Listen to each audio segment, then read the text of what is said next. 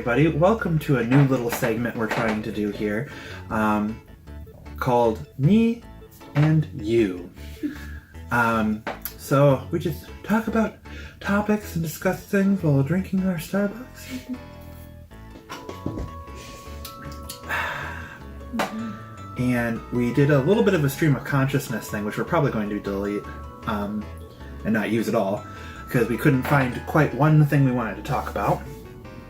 But and just randomly, I came up with an idea for us to discuss, and it's the topic of Toys R Us, past, present, and future for us. Mm-hmm.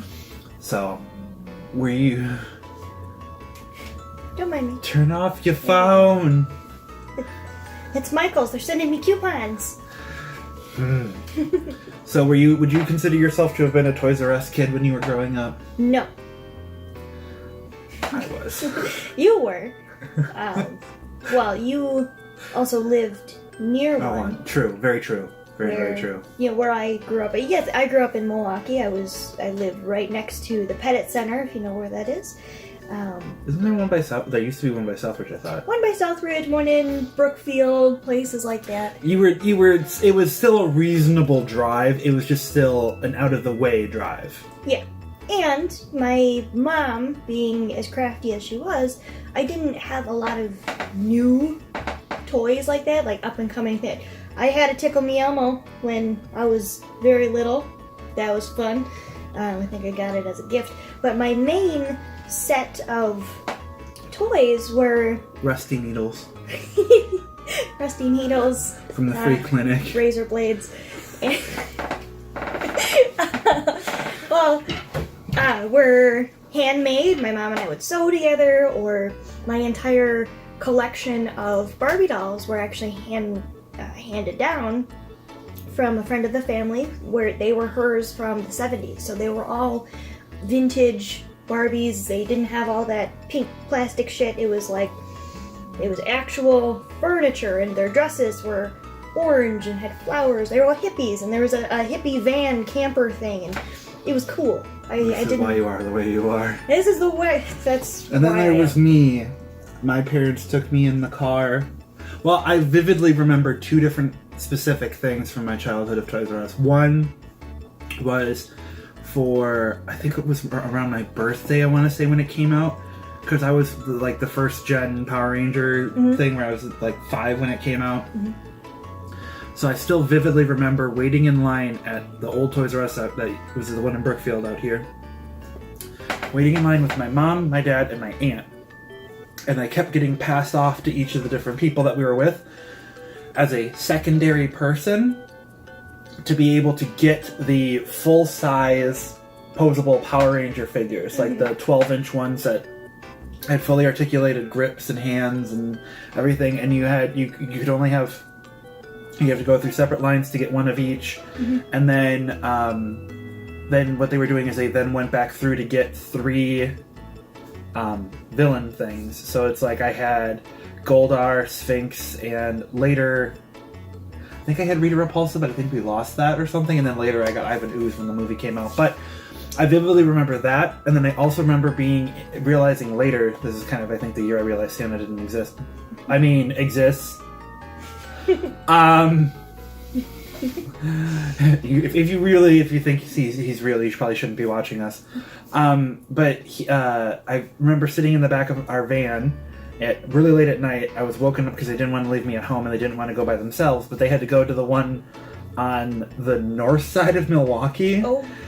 Literally, I think it's the one that actually got like burnt down or something. It was something crazy that one ended up having problems. It was near a mall that's like abandoned. But they went there, it was like 8 o'clock at night, and they went there to get the Batman Batcave thing that they had at the time, but it was like 3 separate things with like bridges and stuff. It was this big ass thing that back in the 90s was like $180, and so now it'd be like a $600 item. But they went and got that, and I knew they got that, but I didn't put 2 and 2 together. I think it was like 8 or something, but it was one of those like, kind of block it out things. But yeah, I remember that, so I guess you could say I was a Toys R Us kid. I also always wanted the life-size Barbie, like the 3-foot tall one. Yes. That was cool. I did have one of those. My grandma got me one for Christmas. They always thought it was because I wanted it to be my girlfriend and not that I wanted to dress it up. Oh, that's a different story. Right. But that was cool, actually. It was taller than me at the time. it's almost still tall. It's almost still taller than me. But I'm a hobbit, and I've always been a hobbit. But anyway, so that was like our paths of it. I don't know, but if as an adult, did you go to Toys R Us a lot at all before they closed? I think we went a few times. I think we went once maybe twice, but that was actually the first time that I had gone into Toys R Us since I was probably 10 years old. And when I went that time, it was just to check to see if they had a Game Boy game that like Target or something didn't. So it was never a big part of me growing up. It was just kind of there. Yeah. Well, and again, what we used to do is, if anyone who's ever watched any of our old videos, Matt and I would go there all the time and go to like the clearance area and pick up some really cool shit. And then we would also go and they always had the best deals on when Skylanders was a thing. They always had on all the new ones, buy one, get one 40% off. So it was like, am I going to get it from here where it's maybe $1 more than it is other places, but get the big discount off? Or we would wait to get certain ones until they had a better deal of like buy two, get one free or something crazy. But yes, we would do that all the time. And then again, the clearance section was fantastic. Like I got quite a few dolls, which I realized in another video that we had posted fairly recently, which was our last one before our most recent set that we started uploading, was that I picked up a bunch of dolls that we're going to try to do doll customization with, which that's something I want to still do on here. But I need to get more stuff for it. I used all of my Mr. Super Clear already for other projects. But, well, it's a can this big. It doesn't go far. Yeah. But yeah, so that was like modern day stuff. So how do you feel now that it's closed? I know obviously it's not going to be like, oh my god, my childhood for you, but... I don't know. Like, what are your thoughts or opinions? If it's closed, again, that doesn't really affect me. I find a lot of stuff on Amazon, or the things that I find, things that I buy, that I collect and enjoy like that. Usually I get at conventions or... Goodwill, that's always a good find. However, Toys R Us, when we went, right before it closed, that's when Jordan and I both found the sleeping Pokemon that are now super collectible. They're like on Amazon. A sleeping Vulpix is like $200. I'm sorry, it still looked really, really, really inappropriate to me. Hi, I'm gonna have this Pokemon that looks like it's sleeping or could be dead. In an airtight container that's stackable. They're cute though, and they're adorable, but at the same time, it also it just looks wrong with them being in the box still. I know, and they're so perfect. I don't want to take them out of the box, and I'm usually not like that. I love ripping tags off of stuff and making it my own. But at that trip that we did, we found the sleeping Cyndaquil and a Charmander, and then when Jordan and I went to New York this past summer. At like underground GameStop that they had there, we found the sleeping Bulbasaur too.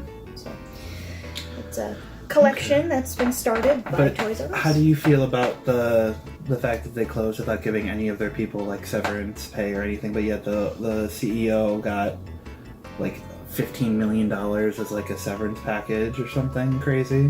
Well, that's fucked up.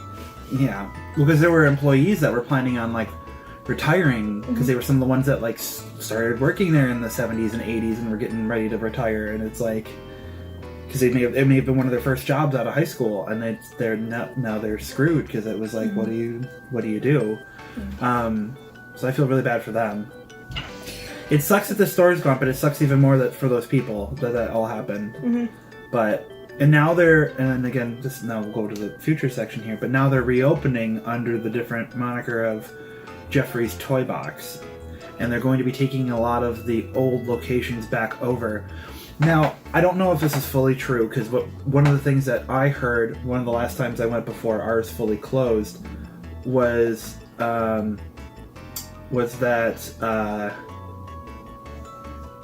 what was it? The manager at the time for that location had said, he goes, if we're not back by this holiday season, which would have been this one that just happened, he goes, we'll be back by the next one, which they're planning on, I think, like summer or beginning of fall, reopening all the stuff after everything's done with the courts. But what they were planning, the reason they were doing it that way, and the reason he said that is he was talking to the reps for Lil Tykes and like all of the bigger toy items that are the kind of ones you want to see in person first, that no other store was willing to offer. Like, yeah, you can have that at some of the bigger Walmarts, having like the motorized Jeeps and cars and stuff for kids. But other than that, you don't really see that much at like Target or, you know, other places that people will be going to besides Walmart for things. Meijer, all these other places, you don't really get these bigger toys.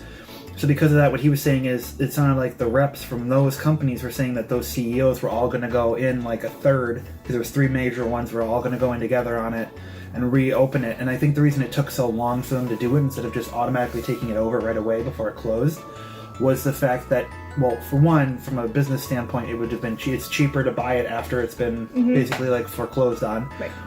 But the reason they're waiting so long is that they were waiting for all of the, like, after a certain period of after like a year or something, the fees or things associated with it go down too for having them file bankruptcy to take it over. So, I mean, I like the idea that it's coming back. I really, really, really hope that when it comes back, first thing they do is that they've got their list of employees that used to work for them, and they wholeheartedly apologize and offer them all their jobs back at their pay, if not higher, with full benefits and stuff, because that's what they really need to do, and that's what'll bring people back into the stores, is if they do that. I'm also aware that this video is like 2 years late or something like that on us like talking about this, but it matters. It's important. But yeah, I feel that I feel like that's the best way for them to handle that, and it would be a way that the company would not only come back stronger than ever, would be if they were willing to do that. Because I still know, like, I've got coworkers and other people that I talk to when we've talked about this before who have grandkids and stuff, and they're like, my one coworker was like, well, she's like, don't buy it online for things without reading full descriptions, and I'm like, well, I know that, but she's older, so she doesn't necessarily understand, like, not that she doesn't understand, but it's one of those things of, oh, I see this, I automatically assume it looks like this, or this, but then if you scroll down, you're like, oh, I thought it was like this big, but it's really this big. Yeah. And that's what happened, is she thought she was getting her grandson like a really big top, like one of those ones that you could like press the top down and then it just keeps spinning. She thought it was a huge one. Well, it was only like this big, and it was like $45. So she was kind of like, that's a ripoff. So that we still have that type of generation that still wants to see things in person first for their grandkids and stuff. And we even have some of their kids that would then be like our generation-ish or a little older that grew up with that, so we still like the idea of going and physically touching things first, unless it's something like, I can understand just buying online like a Barbie or something, where it's like you already have an idea of, okay, it's this big, I already know what the stuff is for it, or whatever, or some of those little surprise things like the what is that, the Lost Kittens or whatever, that little like blind box stuff, that's understandable to do. But a lot of times when it's something like, oh, it's a stuffed animal, okay, am I getting a regular sized bear, a little bear, or am I getting that one that takes up a whole couch? Like, you unless you read the description, you won't know, and it's one of those things of like, okay, is this actually soft, is it not? It's a texture thing for a lot of that stuff. But, and it's not like you can base it off of pricing either, because a lot of times, you know, given certain brands, if it's a big brand name, you could be paying $25 for a plush of something, and it's actually only this big. Yeah. Where another brand, it would be an actual $25. Yeah, like an off-brand version of a teddy bear that's huge, but then you get like an FAO Schwartz one that's like really tiny. Right. So yeah, I can totally see that happening like that. But that's one of those things of, if they can do all that stuff, I feel like it'll work really well in their favor if they can pull that all off. But again, that's also me coming off of actually being a Toys R Us kid growing up with all of that, and so always getting stuff from Toys R Us, getting gift cards to Toys R Us from back in the day. Knowing kids these days, there were kids that when the store was closing, they had stuff that was out that was like really old, and it had the old stickers of the cartoon Jeffrey, like the 90s version, where it's like sticks with the little, and they're like, what's that? And their parents come, it's Jeffrey. Who? And it's like, he's the giraffe. It's like going to Chuck E. Cheese and going, oh, what's that rat? Like, it's you got to know who he is. But I just feel, I don't know. I feel like the company can come back strong, and I would support them again if they do everything correct. But don't get me wrong, I'll also be there if for their clearance stuff, because if something like that's going to open up and they're going to somehow have like a back stock of old stuff, like the number of new places that open up that already have clearance items or things that are broken or damaged or whatever. But I hope if that comes back, they also bring back Monster High and stuff. That all got shut down too. I'm mad. I'm mad. Mattel? Or was it Hasbro? It was Hasbro that did Monster High. Assholes. Bring it back. Cowards. But, yeah. So, this has been our TED Talk. About Toys R Us. About Toys R Us and our childhoods. So, I don't know how to end this. We've never done something like this necessarily, so it's... Because I'm not going to do Jordan's thing of see you at the next pit stop, because that really doesn't make sense. Ooh! Ooh! Okay, I've got it. You got it? I've got it. Alright, guys. So that's all for today, and we'll catch you next time for our next tea spilling session. Tea spilling. What's the tea? What's the tea? But yeah, okay. I could also, like, bleep like a sheep, if you want that. No, What? never mind. That's the I know, but... verb. Yeah, but... What? I don't know. You can make that noise? Now I'm embarrassed. Wait. No. Do it. No. Come on, bleep, bleep like a sheep. No, I'm not going to. Hold on, I'm not gonna bonus. Do No. it. Do it. I can't now. I'm laughing. Shouldn't that help Turn it you? off. No. Bleep, bleep. Beep, beep, a sheep. No, you said bleep, bleep. It's bleat, bleat, right? B-L-E-T, that's what I said. bleat, bleat. It's bleating. That's the verb. You're bleeding? No. Bleating. Bleat. And then beep, beep. Do it.